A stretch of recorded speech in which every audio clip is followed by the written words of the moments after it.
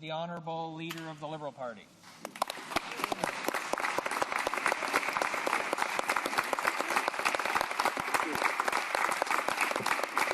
I appreciate very much the opportunity to participate in this debate. Of course, in doing so, I also take the chance to thank the good people of Toronto Centre who have seen the wisdom of returning me to this place once again. This has been my 11th meeting with the voters, both federally and provincially, and I'm very proud of the fact that I've managed to achieve this point in my life and have been able to receive the confidence of a great many people. Mr. Speaker, when I think of my own constituency, and I think we all do, when we talk about budgets, I think of a constituency that probably has some of the wealthiest people in the country living in it, some of the most successful entrepreneurs, younger couples who are achieving great success, people who are doing very well in their lives and see great opportunities for themselves and their families. At the same time, Toronto Centre happens to have the largest amount of social housing in the country, as the Leader of the Opposition will well know because of his work municipally. It has a vast and considerable population of homeless people. It also has a number of people who fall somewhere into the middle of that group. So we have the richest and the poorest, and we have the people in between. The essential message that I bring to the House and to the people of Canada about this budget is that it is not a budget for everyone. It is not a budget that brings Canadians together. It is not a budget for one Canada. It is a budget that focuses on a certain group of people, that does far more for those who are better off than for those who are not. And that it is, in that sense, a budget that fails our vision in the Liberal Party of being able to talk out of all sides of our mouth at exactly the same time when we say that the search for prosperity for Canada is exceptionally important. The success of our businesses is exceptionally important. We've learned the hard way as a country what I call the Billie Holiday maxim. When she was asked about her life, and she said, "What's the big lesson you've drawn from your life?" And she says, "The lesson is quite simple. I've been rich and I've been poor, and rich is better." So Canada needs to become richer. We need to become more prosperous. Because in achieving that prosperity, both for individuals and as a country, we become more successful, but we're also more able to share that prosperity and to ensure that everyone is included. Perhaps as much as any member in the House, from my time in politics, I've learned a very simple lesson, and that is that the water buffalo look at each other very differently when there's no water. And we understand that that's what can happen in a recession. Ce que je vois dans le budget, Monsieur le Président. What I see in the budget, Mr. Speaker, are not only the things that are in the budget, but the items that are not included in it. There are measures, the ones for which the budget was created, and the ones that are not in the budget. And essentially, that is the problem we're facing. Mr. Speaker, I also see this as a document that is full of emotion, complacency, in fact. This government is being complacent, saying, well, we've won a majority. We no longer need to talk about the real needs of Canadians. Instead, we can focus on the needs of a few. And that's the problem that I have with this budget. Mr. Speaker, let me mention 3 words. The first word is poverty. And the second 2 words are climate change. When we look around the world, Mr. Speaker, we see a world that is far more unstable than the one which the Conservatives are describing. We see a sovereign debt crisis taking place in Europe, which has now become infectious and which threatens the economic balance of the entire world.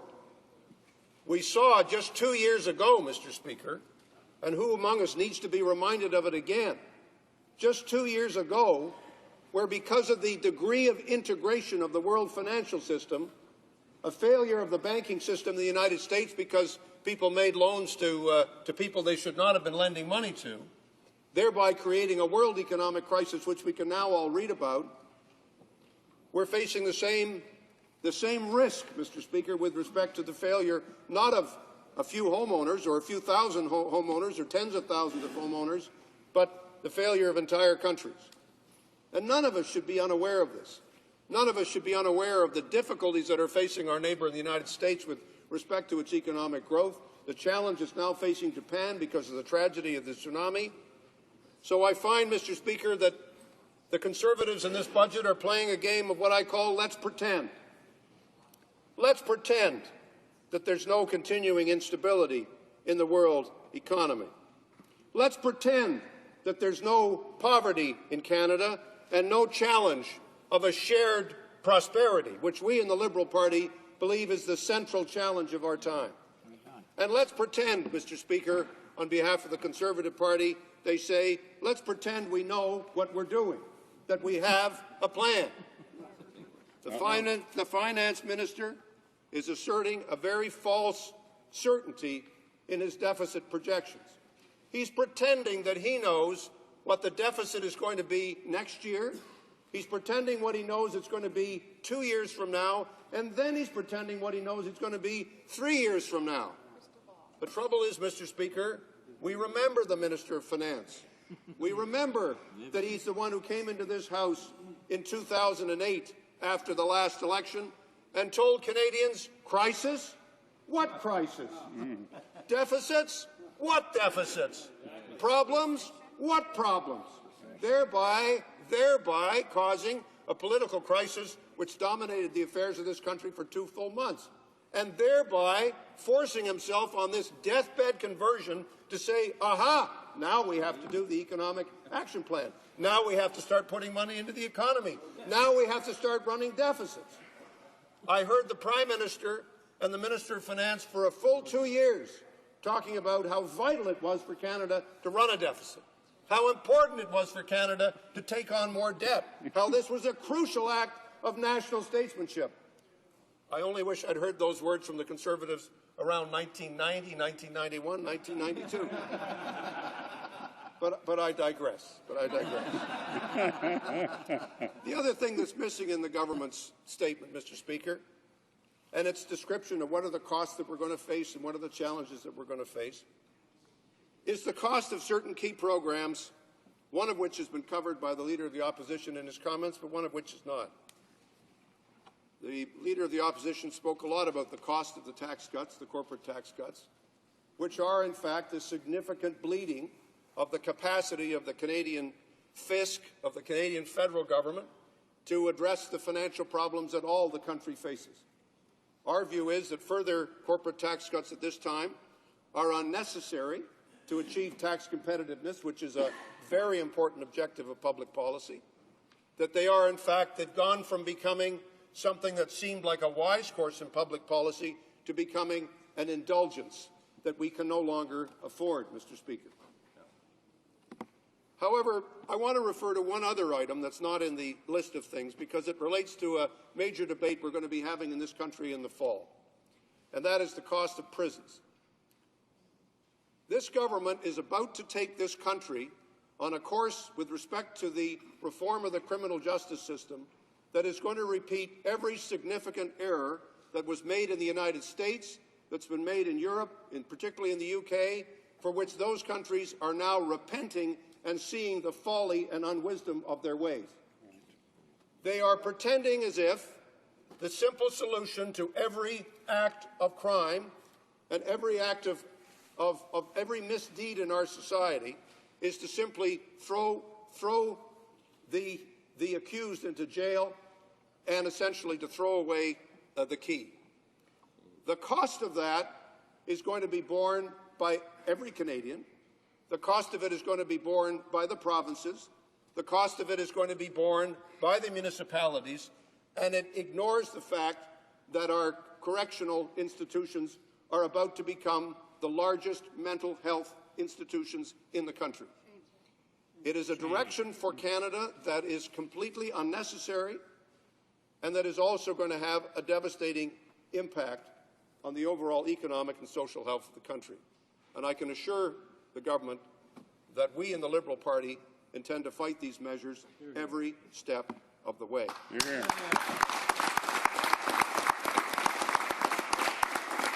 Mr. Speaker, the government speaks a lot about its majority. In fact, I think I heard the phrase majority, mandate, majority, mandate, mandate, majority at least 100 times yesterday, and I'm sure I'll hear it 1,000 times before the day is done and before this week or the next 3 weeks are done. Let me just remind the House, Mr. Speaker, I note the heckling. I'm not listening to it. Don't be drawn into it, Bob. 10:52 a.m. 40% of those who voted have spoken. But that still means that most Canadians are looking elsewhere for leadership. We have to simply understand that reality. La majorité, je viendrai parler de ce. The majority of Canadians do not share the concerns of the Conservatives, and that's important to point out. The Conservative Party, yes, we do acknowledge the reality that the Conservative Party does have a majority in this House, but does not have the majority of support throughout the country, and that's the reality for the Conservatives. Yes, they can do as they see fit in the House, but they can't avoid their responsibility to respecting public opinion in Canada. Mr. Speaker, I want to talk about some choices Canadians are facing. There's a movement. People are prepared for change and different policies. A movement that feels that the government is in place to serve Canadians. People who understand economic challenges but don't think that past ideologies will help them. Mr. Speaker, that public policy should be driven by facts and by evidence and not by ideology. Always. And we will be challenging every step of the way those policies that are coming forward from whichever point in the House they may come forward, which are not supported by facts and not supported by evidence. We also know that there's a great majority of Canadians who know that poverty and climate change, words which we in this party insist on using, are realities, and we want them addressed. And if I may say to the Leader of the Opposition, it's not just poverty among seniors that's a problem. It's poverty among all Canadians that's a problem. It's poverty among children that's a problem. It's poverty among our Aboriginal population that's a problem. We know in this party that our prosperity cannot be taken for granted. We also know that this is no time for a smug or for a self-satisfied complacency.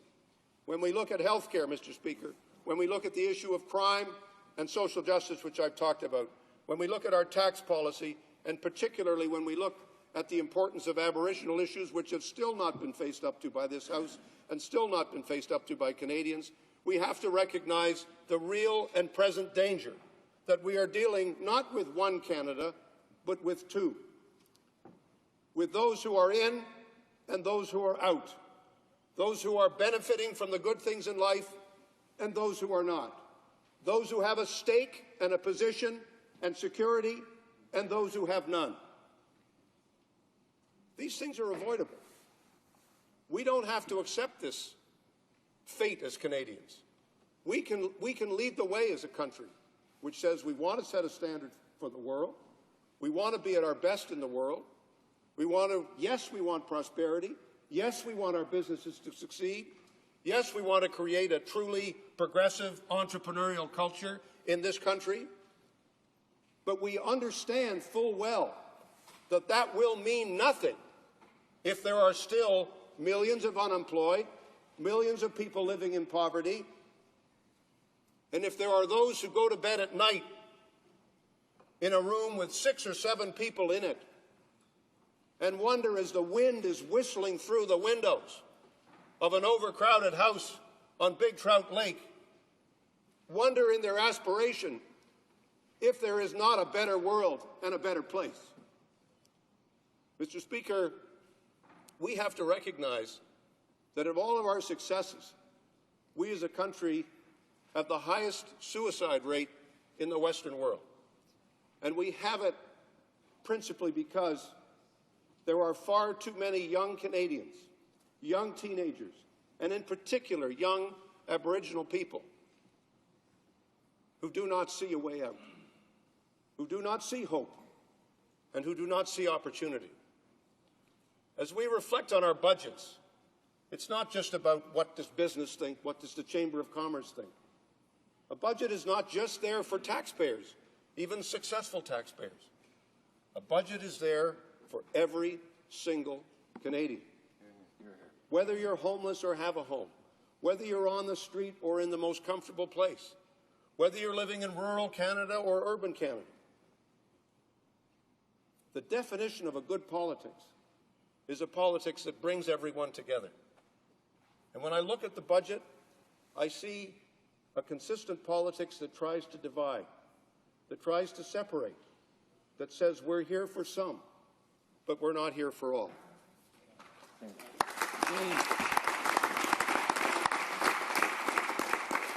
Mr. Speaker, one simple fact would demonstrate this, and that is in the tax credits which the government has given. In the tax credits which the government has given, it only goes to those people who have a taxable income. It's a very simple thing to understand. I was trying to explain it to the media yesterday because they were saying, well, what's the difference between a refundable tax credit and a non-refundable tax credit? Well, let me give you the simple fact. 24.5 million returns were filed last year, 15.2 paid net federal tax, 9.3 million filed a return and did not pay federal income tax after all the credits and deductions. So the fact, Mr. Speaker, is if you have no room, if you have no net income, you will not get the benefit of the tax credit. Well, in my riding, who needs piano lessons? Who doesn't get access to piano lessons? It's the poorest kids in my riding. Who has problems taking care of their loved ones? Who has problems taking care of their mother or their father? C'est qui ceux qui n'ont pas? Who are the people who need the benefits of the tax credits offered by the Conservative government?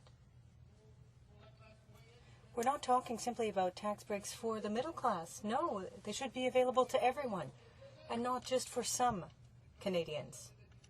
Frankly, that's the difference between the vision of the Liberal Party and the vision of the Conservative Party. Mr. Speaker, I will be moving an amendment to the amendment put forward by the Leader of the Opposition. I'm going to be moving, seconded by the member for Kings Hants, that the motion be further amended by adding the following: and rejects the government's budgetary policy because it does nothing to improve the worsening living conditions and opportunity gaps facing Aboriginal people. It fails to present any plan that fosters long-term, sustainable prosperity and equal opportunity for all Canadians. It deliberately excludes low-income Canadians from qualifying for new tax measures by failing to make them refundable tax credits, abandons the federal government's role in the development and maintenance of affordable housing, continues to display a lack of federal leadership on health care, particularly by ignoring the need to begin negotiations with the provinces on the successor to the 2004 Health Accord, and leaves Canadians in the dark as to which programs and services will be cut in order to meet the government's deficit projections. Thank you very much, Mr. Speaker. It's in order.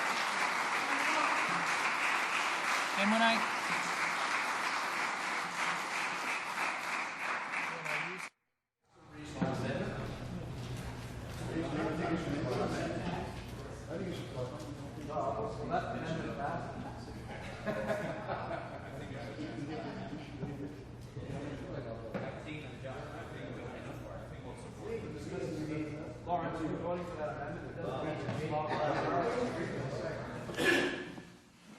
Is the honourable member for Kings Hants here? Oh, sorry. Pardon me. The honourable. Pardon me. The honourable leader of the Liberal Party, seconded by the member for Kings Hants, moves that the motion be further amended by adding the following: and rejects the government's budgetary policy because it does nothing to improve the worsening living conditions and opportunity gaps facing Aboriginal people, fails to present any plan that fosters long-term sustainable prosperity and equal opportunity for all Canadians, deliberately excludes low-income Canadians from qualifying for new tax measures by failing to make them refundable tax credits, abandons the federal government's role in the development and maintenance of affordable housing, continues to display a lack of federal leadership on health care, particularly by ignoring the need to begin negotiations with the provinces on the successor to the 2004 Health Accord, and leaves Canadians in the dark as to which programs and services will be cut in order to meet the government's deficit projections. The amendment to the amendment is in order. Questions and comments? The honourable member for Kitchener-Conestoga. Well, thank you, Mr. Speaker, and I'd like to also congratulate my colleague from Toronto Centre for his speech and also on his re-election to the House. But I do note, Mr. Speaker, that as I look across the House, my colleague has moved considerably to the right.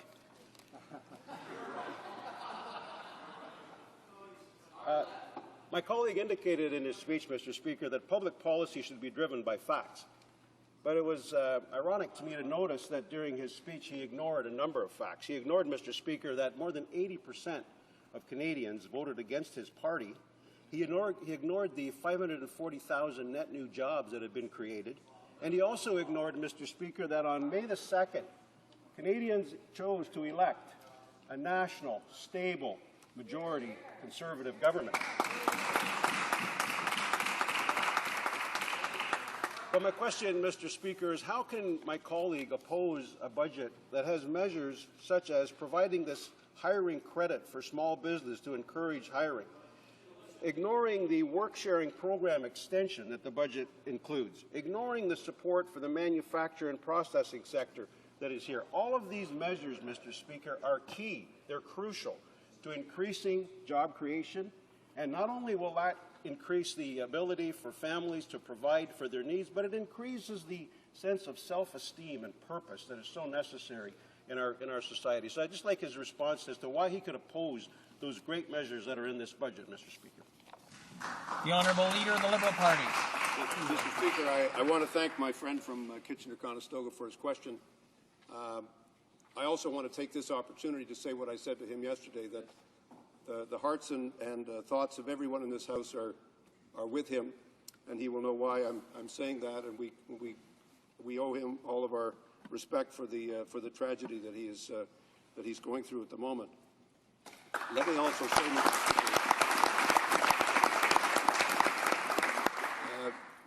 let me just say to the honourable member, first of all, I think given the fact that I'm standing where I am, I have a pretty good sense of what happened in the last election. I may be slow, but I'm not that slow, and I can understand what's taken place. I'm also a great believer that I think it was the poet Kipling who said that triumph and disaster are both imposters. In my life, I've had to deal more with the second than the first, but I'm certainly prepared to deal with it. And you're going to see us in good fighting trim here in the Liberal caucus. We'll continue to be noted for our good humor and our good ideas. I wish I saw more of either on the other side of the House. Good point. But I guess the difference that I have with the government is not to say that many of the initiatives which he's described, would I say they're good ideas? Well, let me just mention two. He talked about work sharing as a good idea. I've had more days named after me in the province of Ontario than any other premier in the last 150 years because I pioneered the idea of work sharing in the public sector at a time when it had to be done. He also talks about tax credits for small business. Again, this is an idea which we've championed on our side of the House. We campaigned very hard for it in the last election. The fact that it's in his budget as well is a good sign. We believe and want all these things.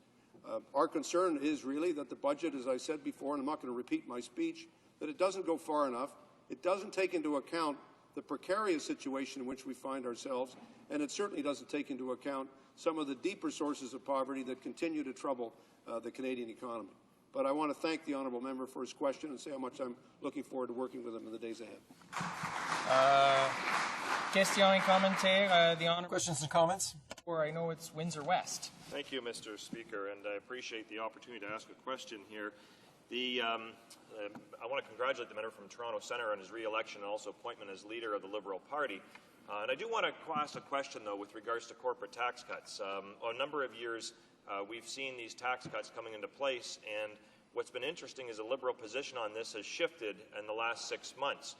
For a number of years, I've been here since 2002, arguing for better responsibility for corporate tax cut reductions. In fact, you would have Liberal after Liberal literally light their hair on fire in this place and scream at us about the fact that corporate tax cuts actually create jobs. Now, we never saw that result.